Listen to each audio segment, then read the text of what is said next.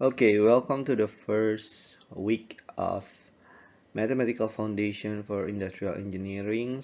We will talk about Introduction to Matrix. There are several agenda for these materials. First, we will talk about the definition of matrix, and there is an explanation about matrix operations. Then about matrix transpose and several spatial metrics, and then how to calculate determinants of metrics, as well as the property of determinants, which we can use in some methods called, or some rules called Cramer's rules, in which it can be used for solving linear equations. And then we will talk about inverse matrix and where does it use, and then about properties of matrix, and finally about solving a linear system equations.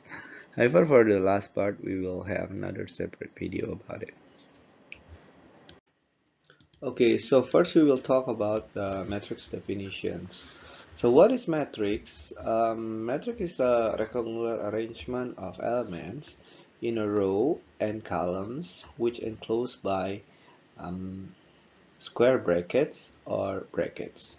And well, if a matrix has m rows, which is the number of rows, and n columns, which is the number of columns, the order of matrix is denoted as m multiplied by n. And matrix are generally denoted as a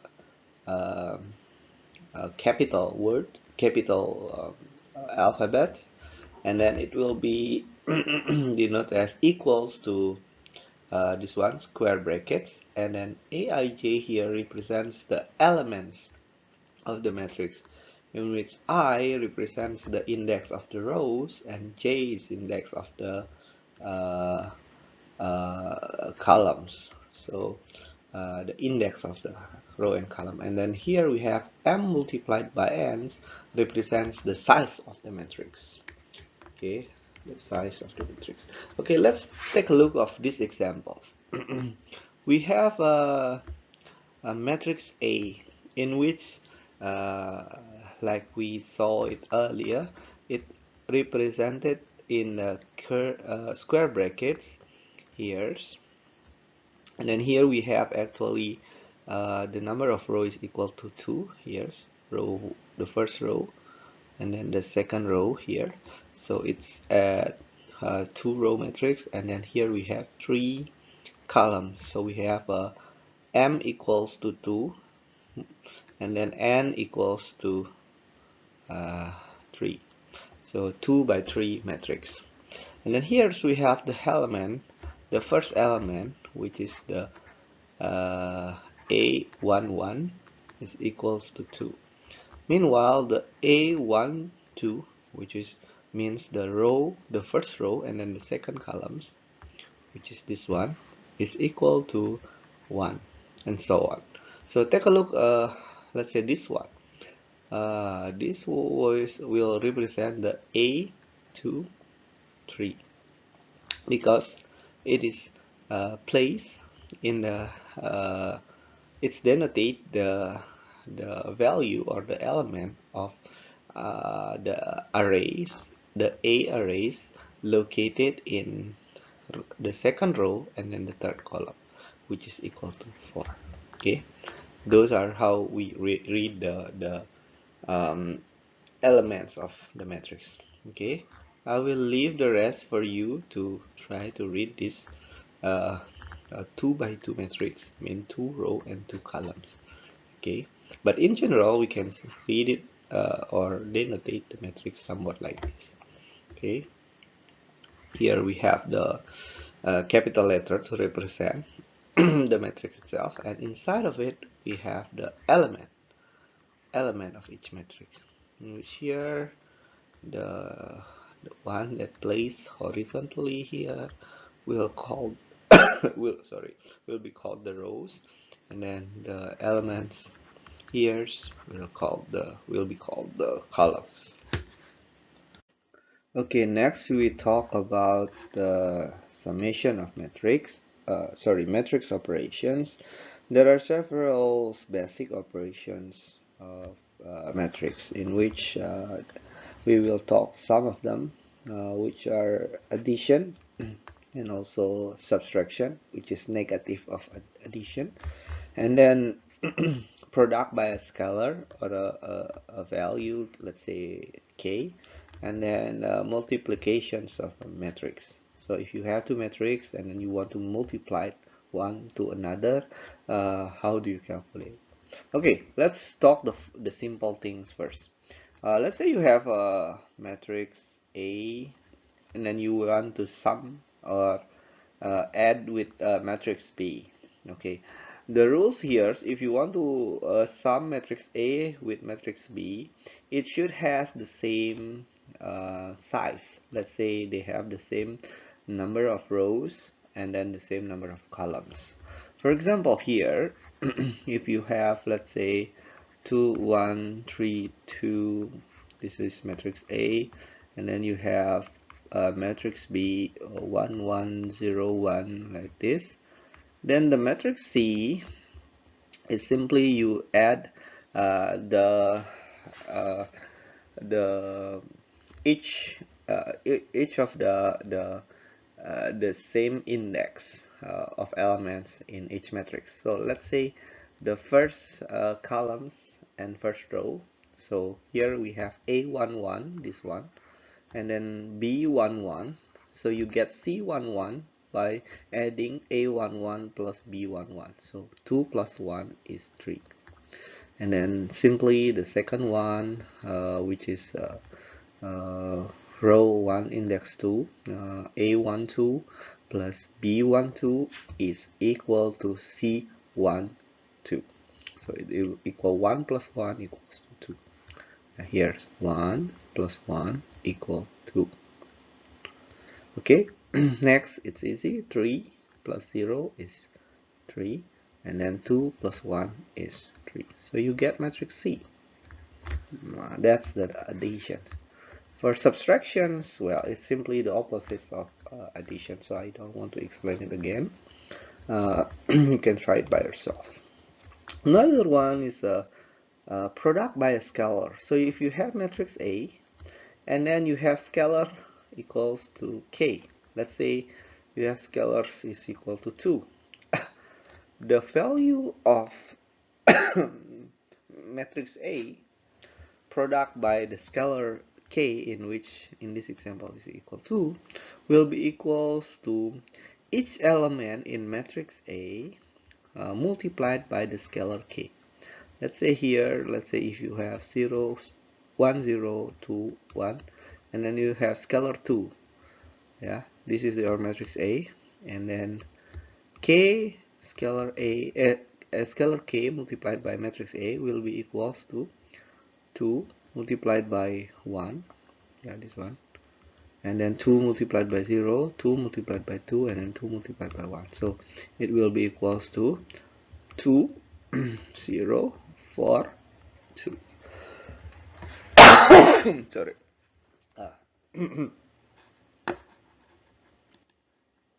Okay, the last one is the multiplication of two matrices. Okay, to formulate a multiplication of two matrices, let's say you have matrix A and matrix B, you need to make sure that uh, they have the size of row of the matrix A will be equals to the columns in,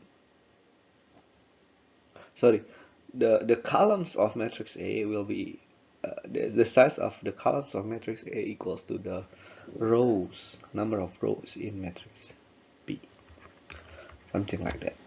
So here's then, if you already make sure about that, then you can calculate the multiplication of those matrix, let's say equal to C, by using this formula. Okay, to make it easier, I provide you with one example here. Let's say here we have a matrix X which have 3 by 2, 3 row 2 columns, and matrix Y we have 2 by 2. So you see the columns, the number of columns in the first matrix, in which here is x, is equal to the number of row in the second matrix that you multiply. And then to multiply it, you need to do it one by one. Start from the first row in the first matrix. Here we have 3 and 1. And then you multiply it with the first columns in the second matrix.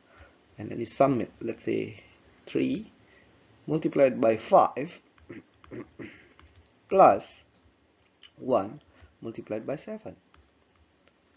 Then you get the first elements in the resulting matrix. So 3 multiplied by 5 is 15 plus 7 is equal to 22. Okay, quite straightforward. This formula just make it a little bit more complicated. Then for the second element, how do you get it? So you multiply the first row and then the second column here. So 3 multiplied by 9 plus 1 multiplied by 2. So here you have 27 plus 2, you get 25. And so on, you can continue the calculation. So finally you will get this z here as the resulting matrix. Okay, then about transpose. Transpose is you change interchanging the rows and columns of a matrix. So let's say you have a matrix A, and then you want to transpose it, in which we denotate the notation of transpose with a superscript T. So A to like the power, but we call it superscript. A transpose is basically, let's say you have here A, you move the row, now become the columns. Here row become just like that. And then here is several properties of matrix transpose. Let's say A plus B transpose will be equal to you transpose each matrix and then you sum it together. And then scalar multiplied by matrix and then you transpose it will be equals to, you transpose it first and then you multiply it by scalar. And then this one, matrix multiplication, it will be equal to the first matrix, so the second one become the first and transpose it and then multiply by the second one, transpose. Okay, next we will talk a little bit about several special metrics which will come into place in several others discussion later. So perhaps we will introduce you first about this special matrix, or whenever you heard the term like the zero or null matrix, means that it is a metric which every element inside of it is equal to 0. So this one is a 2 by 2 0 or null matrix. Oh, you can have more like 3 by 3. So all of the elements inside of 3 by 3 0 or null matrix is 0. And then another one, we call it square matrix. Why does it look the same? Okay, a square matrix is a matrix with equal number of row and columns. Okay, equal number of row and columns. So it's 2 by 2. What about 3 by 3? You can have a 3 by 3 matrix and it's not a 0 or null matrix. 2 1 3 3 2 1 1 1 1. This is still a square matrix. However, it's not a null matrix. Okay, so it's different. And then diagonal matrix. What is a diagonal matrix? So basically, diagonal matrix is a matrix in which each of the diagonal in which every non-diagonal element is 0. So the things that referred to as a diagonal element is here, the one that have the same index of row and columns. This one is A11, and then this one is A22.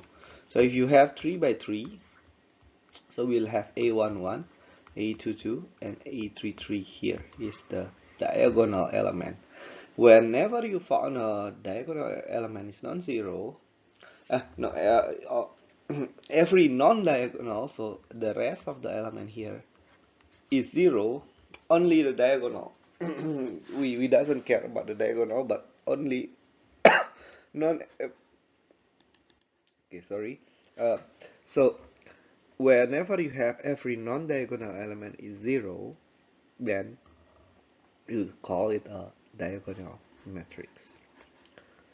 Okay, now another special matrix, we have something called scalar matrix, in which the diagonal matrix, but which all it's a diagonal matrix, so all of the non-diagonal ones should be zero.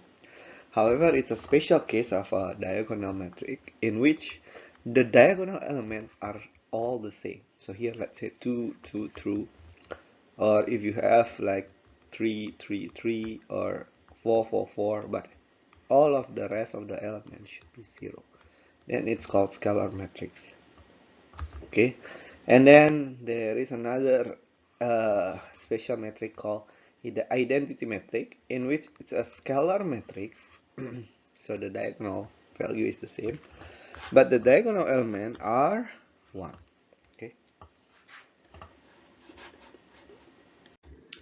Okay, the next special matrix that we want to discuss is called upper triangular matrix, in which all the element below the diagonal is 0. So here is the diagonal. So this one is all the elements below this diagonal. So this one we'll call the upper triangular matrix. The opposite of upper triangular matrix is lower triangular matrix, in which every element above the diagonal, so here, every element above the diagonal is this one. So uh, every element above the diagonal is 0. That will be called the lower triangular matrix. Okay, next we talk about an element of matrix, so-called determinant matrix, or determinant of a matrix. For a square matrix, so a matrix that have the same number of row and number of column, we can calculate the determinant of it, in which the determinant of the square matrix will be a scalar value, which will be denoted as like this one is like an absolute value, but we in this case in particular we can call it also det or determinant of matrix A. Um, well, actually the formula looks like this. Uh, this one we will explain it again later, but for a simple case like 2 by 2 matrix and 3 by 3 matrix, there is a formula that we can use to calculate the determinant of it. Let's say a 2 by 2 matrix with element of A, B, C, D.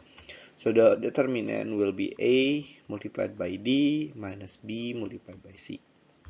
Meanwhile, for a 3 by 3 matrix, it's a little bit more complex, in which if you can see here, this will start to follow. Here, the first element will have the value of this one, A, multiplied by the determinant of this smaller matrix here. Let's say here, okay, E, F, H, I, okay, and then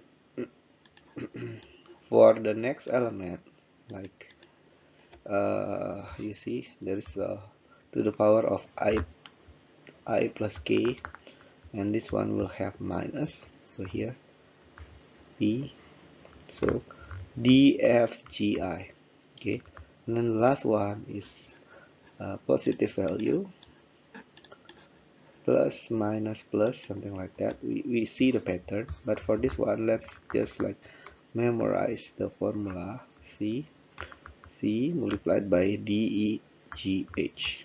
Okay. What about larger square matrix? Let's say 4 by 4, 5 by 5. There is another formula to calculate it. Maybe we can see it later.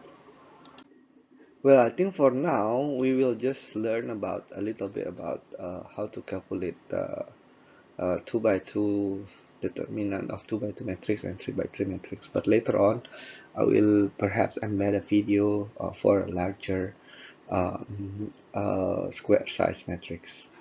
Meanwhile, for now, we can see another materials called the properties of determinants matrix. So there are several properties or characteristics that you can use if you calculate the determinants of matrix. Let's say you have two matrices A and B. If you multiply A and B and you try to find the determinant, it will be equal to uh, when you find the determinant first and then multiply it later. As well as if you want to calculate the determinants of a matrix that you will that are transpose of one matrix, it will be equals to determinant of the original matrix. So either you transpose it or not, the determinant value is the same. And for a lower triangular, upper triangular, the diagonal matrix is the product of the diagonal entry. So if you want to find a determinant for a lower triangular, upper triangular, and diagonal matrix, you can just simply multiply the value in their diagonals. Okay, that's why it's called a spatial matrix, because it has spatial property, or yeah, something like this. So if row and columns of matrix A are linearly dependent, then we call the determinants of those particular matrix is equal to 0. Okay, where you can use the determinants. When you learn the determinants, you can use the property of the determinants to solve a linear equations. For examples, you have a example of linear equations look like this. Okay, for simplified, let's say you have the simple form look like this: a x equals to b, or a more common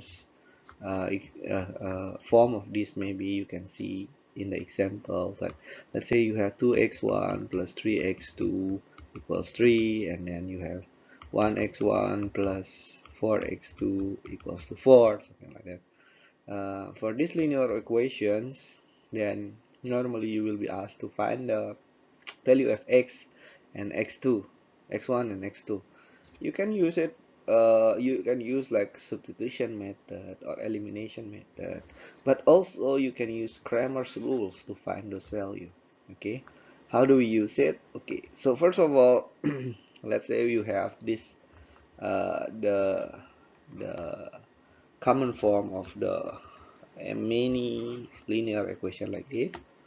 When you have you can use the property of the determinants by first finding the value of x will be equals to this one, the delta k will be equals to which means the k value um,